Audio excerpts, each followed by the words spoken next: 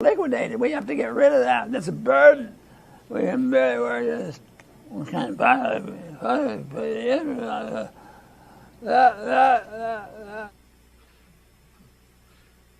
Is Dr. Paul?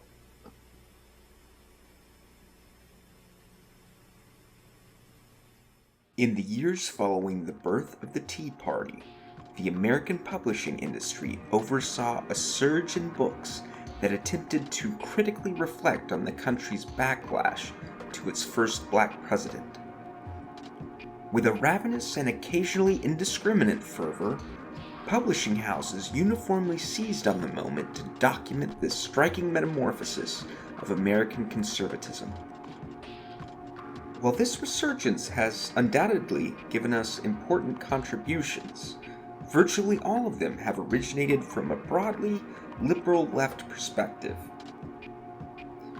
We have long decried the ever-increasing epistemic closure of the far right, and now that they seem to have finally thrown themselves down a rabbit hole too deep to dig themselves out of, it is clear our fears were well-founded.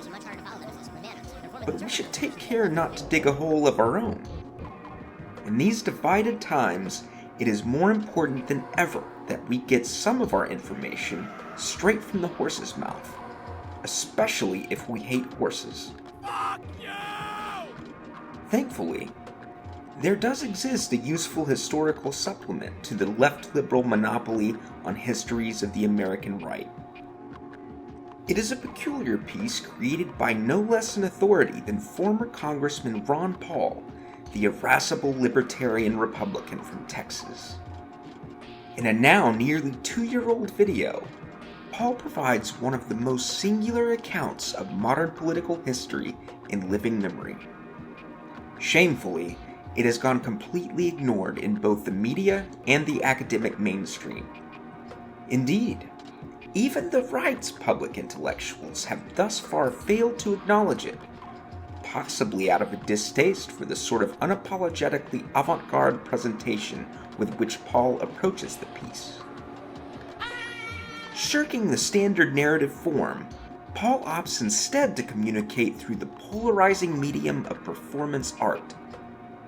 This nod to the performance as policy direction in which mainstream conservatism had long been moving allows him to speak with an unprecedented candor that would be career-ending were it laid out in the standard narrative form. The result is as much confession as history.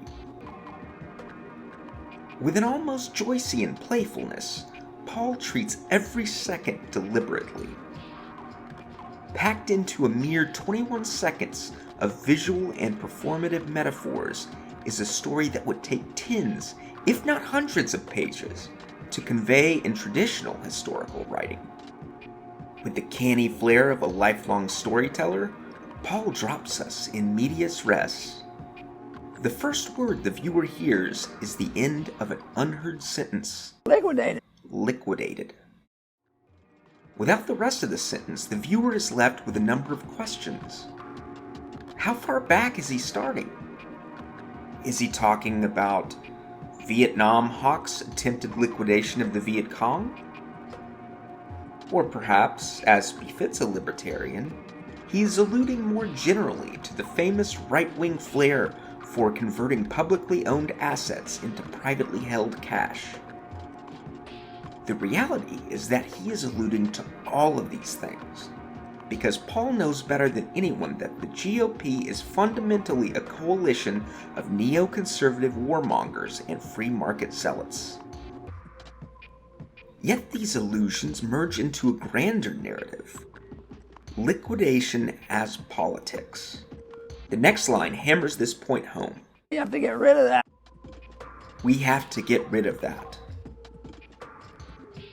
These are the last intelligible words in the piece for reasons that will soon become apparent. Here, once again, the lack of context itself becomes a kind of context. What is American conservatism? Pure opposition, negation, liquidation. A perpetual getting rid of that. It is, in short, a philosophy of perpetual riddance, riddance of taxes, riddance of assorted Middle Eastern peoples, riddance of environmental regulations, riddance of purportedly woke consumer goods, riddance ad infinitum. This interpretation is buttressed by the next line, which sees the eminent libertarian situating the piece firmly within the absurdist tradition. It's a burden. We can barely work this. It's a dish.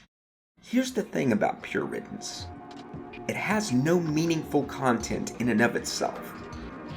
It cannot have meaningful content. Opposition to specific things can be articulated, but opposition in itself? Like the Tao, it cannot be spoken.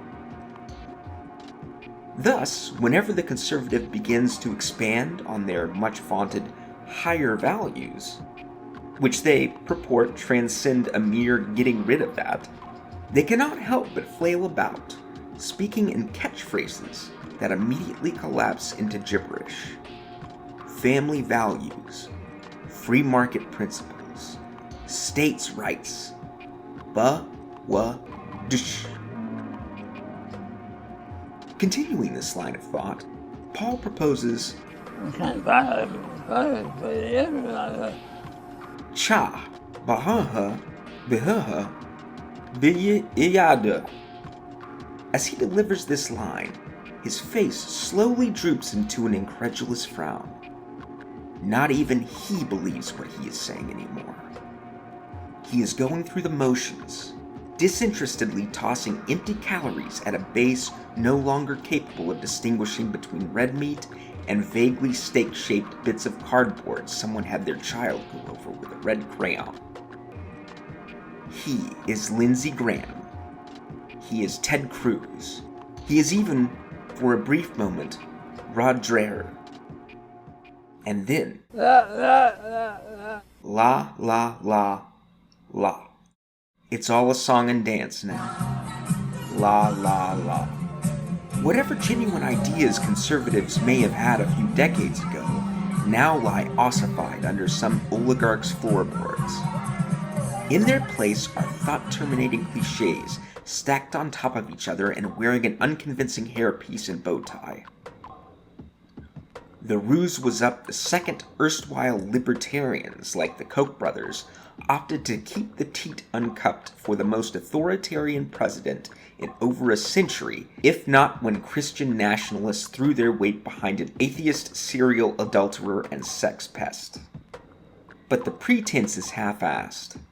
Not even the faithful seem much invested in keeping it up. This brings us to the present day. One crucial perspective that has thus far gone unaddressed is that of the broader American public. In our failure to detach our gaze from the horror in front of us, we have forgotten to gaze inward. Yet the way in which we, the people, have reacted to this terrifying transformation is arguably the most important part of the story, for it determines what comes next.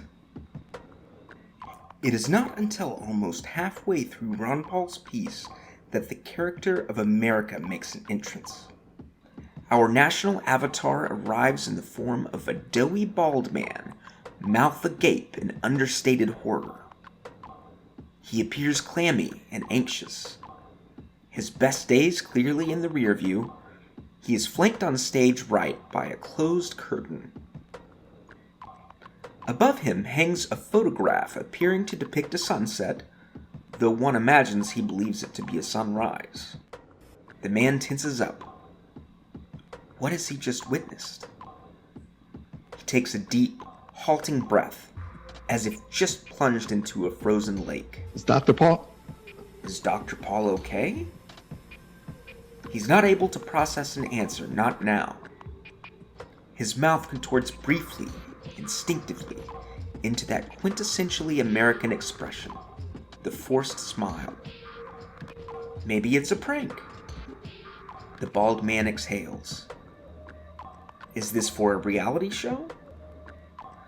Not an unreasonable assumption, all things considered, but the possibility clearly doesn't comfort him, for the silence does not break. he tenses up again. Even after everything that has just happened, our avatar isn't quite sure he's not being punked. Is Dr. Paul? He asks.